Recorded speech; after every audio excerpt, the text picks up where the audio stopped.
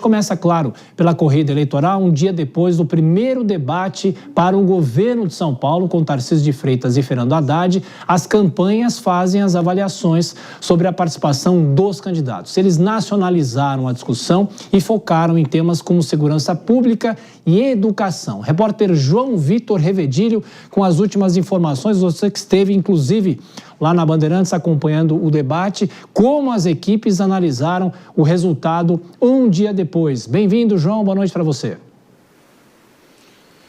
Tudo bem, Tiago? Boa noite para você, para quem está nos acompanhando aqui no Jornal Jovem Pan. Bom, os dois avaliaram muito bem o debate, acharam que foi um debate muito de alto nível, que os dois teriam ido muito bem, inclusive saíram vencedores ali. A campanha de Haddad acha que o próprio Fernando Haddad saiu vencedor, a campanha de Tarcísio acha que o Tarcísio saiu vencedor. Vamos começar com o incumbente, o governador de São Paulo, Tarcísio de Freitas, candidato à reeleição pelos Republicanos. Uma apuração da minha colega Beatriz Manfredini, ela apurou ali com toda a equipe de interlocução do Tarcísio de Freitas, de que Tarcísio foi muito bem, principalmente nas redes sociais. A equipe de Tarcísio fez uma medição em tempo real sobre os comentários nas redes sociais, então eles avaliam que Tarcísio foi muito bem. Ali no primeiro bloco foi mais equilibrado, no segundo e no terceiro bloco o Tarcísio teria disparado ali nas menções nas redes sociais de apoio ao atual governador do estado de São Paulo. Na avaliação da campanha de Tarcísio, ele foi muito bem, principalmente se colocando como resolutor, né, de problemas do Estado, além também de que ele acabou falando sobre entregas, citou alguns pontos de projetos que foram colocados aqui no Estado de São Paulo, em que estão sendo investidos também pelo Palácio dos Bandeirantes. Além disso, ele também fez perguntas para Fernando Haddad que o petista acabou não respondendo, como, por exemplo, o centro administrativo. Então, a avaliação da campanha de Tarcísio é que esses pontos acabaram atrapalhando o Fernando Haddad e ajudando o Tarcísio de Freitas nesses pontos que eu acabei de citar em relação ao debate. Agora, passando para o outro muro, pulando o muro, passando para a campanha de Fernando Haddad, porque eu conversei com muitos interlocutores de Fernando Haddad e a avaliação é de otimismo, mas também de alerta. Eles acreditam que Fernando Haddad foi muito bem ao rebater Tarcísio em vários pontos, como, por exemplo, a questão da Cracolândia, rebateu também a questão da segurança pública com investimento em dados sobre feminicídio, mas a avaliação da campanha de Fernando Haddad é que precisa ser menos técnico.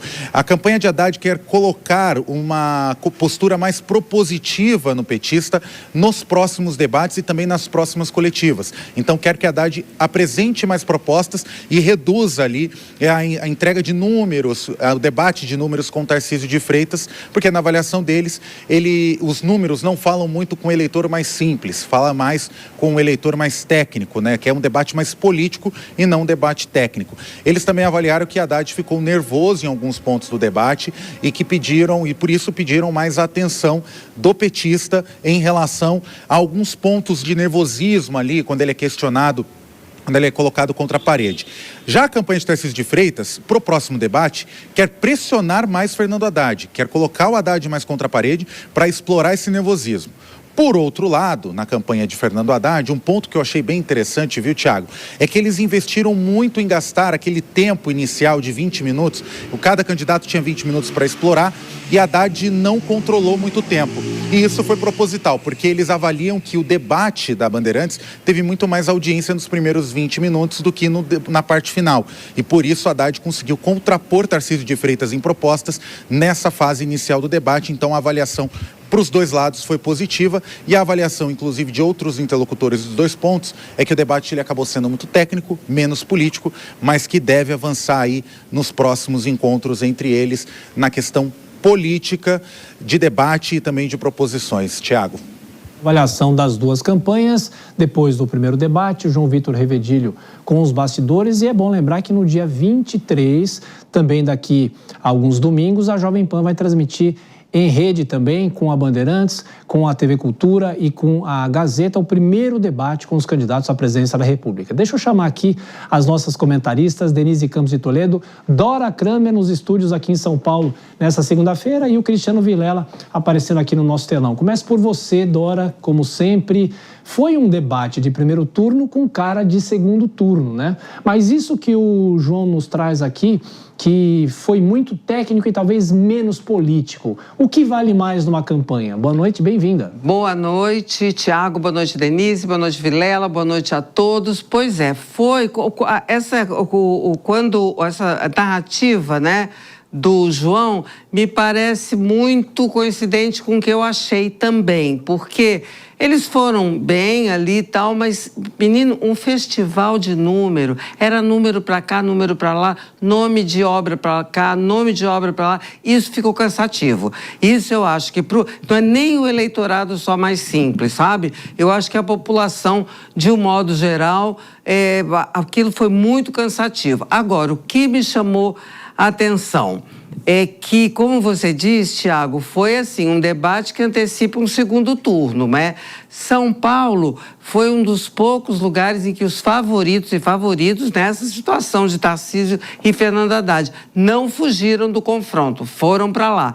Antecipa segundo turno, agora também percebi ali que antecipa 2030, porque os dois, Tarcísio e o Haddad, eles são tidos como candidatos presumíveis para 2030, sendo que essa possibilidade é muito mais factível na esquerda, porque o Lula não estará perdendo ou ganhando a eleição, não estará em 30, e mais complicada da direita, porque se o Flávio ganhar a eleição, é óbvio que ele vai querer a reeleição. Ninguém está acreditando nessa conversinha de que vai abrir mão da reeleição. E se ele perder, o Tarcísio vai ter que lutar contra a resistência da família Bolsonaro a sair de cena, né? Então foram essas coisas que eu anotei que para mim foram destaques no debate. Denise Campos de Toledo, e na sua área de economia, eles falaram bastante sobre essa questão, faltou algum ponto, falaram sobre o crescimento do estado de São Paulo, mais do que a média nacional. Bem-vinda. Boa noite, Tiago, boa noite, Dora, boa noite, João, Vilela, a todos. Eu acho que eles tentaram muito trazer problemas nacionais, inclusive se discutiu a taxa de juros que ficou com o Roberto Campos Neto, depois se discutiu a dívida do estado de São Paulo e acabou sobrando para a Prefeitura de São Paulo também a discussão quanto ao aumento do endividamento. O prefeito Ricardo Nunes não gostou de ter sido citado também. No final do debate, teve que afastar aí os dois para não ter um problema. Agora, a população quer saber o que pode ser feito efetivamente. A gente tem visto muito o candidato Fernando Haddad respondendo às ações do ministro Fernando Haddad. Então, no que se refere a ajuste das contas públicas, renegociação da dívida do Estado, então sobe muito o nível. Eu acho que isso não atende às expectativas da população no plano do Estado. Cristiano Vilela, tem uma questão interessante nos debates, né? Lá nos anos 90, anos 2000, que debate sem briga não tem graça, mas a gente tem que lutar para que existam propostas. Foi um debate mais propositivo e menos de confronto, e o nível foi bom, não foi, Vilela? Bem-vindo, boa noite. Pois é, Tiago, uma ótima noite a você, a Dora, a Denise e a todos que acompanham o Jornal Jovem Pan. Esse debate de ontem, eu consigo fazer uma referência ao debate de 4 anos atrás, em 2022, quando a gente via no confronto para governador os mesmos atores, de um lado Tarcísio, de um lado Haddad, e do outro o Rodrigo Garcia, também, que tem o mesmo perfil, não é um perfil muito politiqueiro, em contraponto ao debate presidencial, onde nós tínhamos, especialmente ali no segundo turno, nós tínhamos Jair Bolsonaro e presidente Lula, quer dizer, duas figuras já com um perfil totalmente antagônico. Ficava muito clara a diferença dos perfis. No caso dos dois presidenciáveis, algo mais político, com as torcidas, com as claques muito bem manejadas, e no que se relacionava ao debate para o governo de São Paulo, um perfil talvez mais técnico, até um pouco mais maçante, vamos assim dizer, muito embora num nível mais alto, numa qualidade técnica mais alta. Eu vejo que nesse sentido agora a gente tem talvez esse mesmo aspecto. Um debate, quando ele acaba entrando muito em aspectos técnicos ou em números, ou talvez até numa concordância muito grande ali de pontos centrais, a gente talvez acaba perdendo um pouco a espetacularização. Talvez perca até um pouco o ibope. Mas do ponto de vista de conteúdo, ele acaba sendo bastante importante. É melhor ter um debate morno, mas que pelo menos você consiga ter um mínimo de discussão de ideias, do que talvez um debate muito animado, mas onde só se fale de cadeirada, onde só se fale de gafes, onde só se fale de ataques pessoais aos candidatos.